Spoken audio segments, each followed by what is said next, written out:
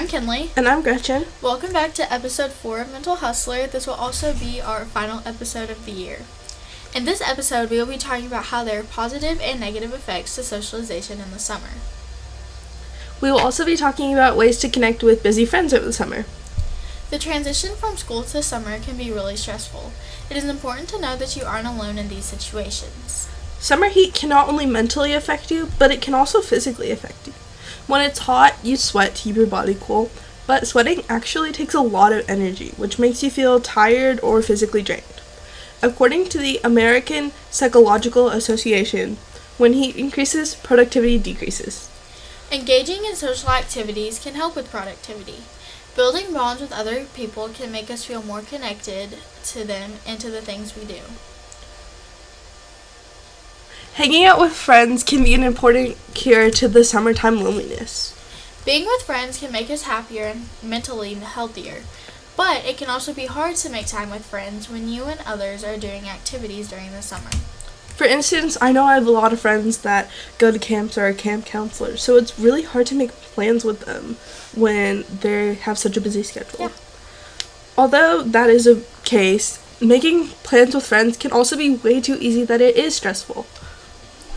If you find yourself stressing over plans, you should probably cancel them. Making plans with friends is supposed to be something that you look forward to and you're happy about. Here are a few ways that we keep in touch with friends over the summer. I know I like to make sure my friends know where I'm going, and I know what their schedules are, so just comparing schedules to see if when you have free time. Yeah. Also, if you are really busy and can't find time to do that, just talking or calling them is a really good way to stay in touch. Yeah. If you do have a little bit of time in your schedule, you might want to just cut a little bit of that out and make that time for hanging out with friends. You also have to be open to making new friends because you might not be able to hang out with your friends over summer. Your schedules might not line up. And so if you're open to making new friends, you never know. Yeah. Also, taking a quick break to go out with friends, even if it's just going to lunch and grabbing a bite to eat, it can really boost your mental health. Just that small break where you can be yourself. Inviting friends out during the summer can be stressful, especially if you get nervous meeting new people. Inviting friends to hang out with you can help you get over the mental block that it is stressful. There are many ways to ask friends to hang out with you.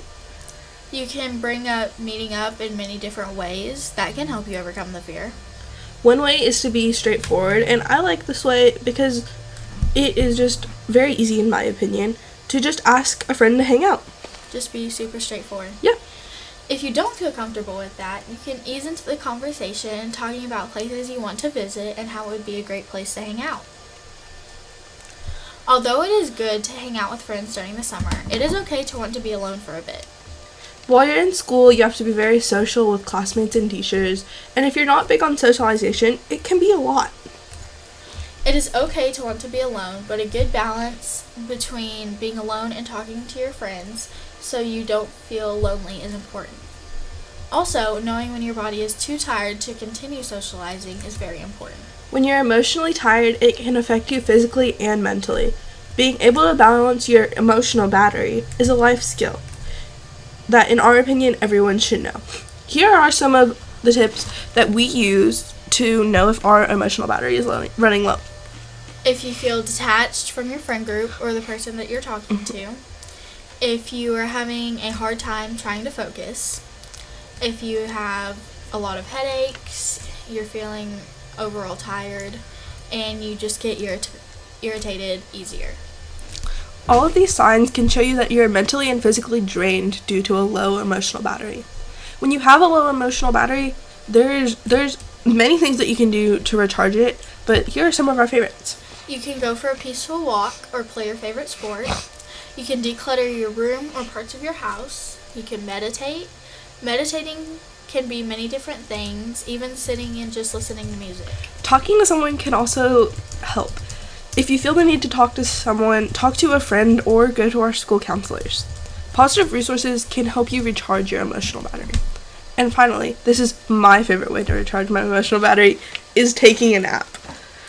Recharging your battery can make you feel refreshed and happy. If you have a low emotional battery, it can be hard to do fun things with family and friends. That concludes our last episode. We hope you enjoyed this episode and got useful information about staying in touch with your friends over the summer and how to recharge your emotional battery. There's also an optional questionnaire for you to fill out below. Thank you for listening and have an amazing day.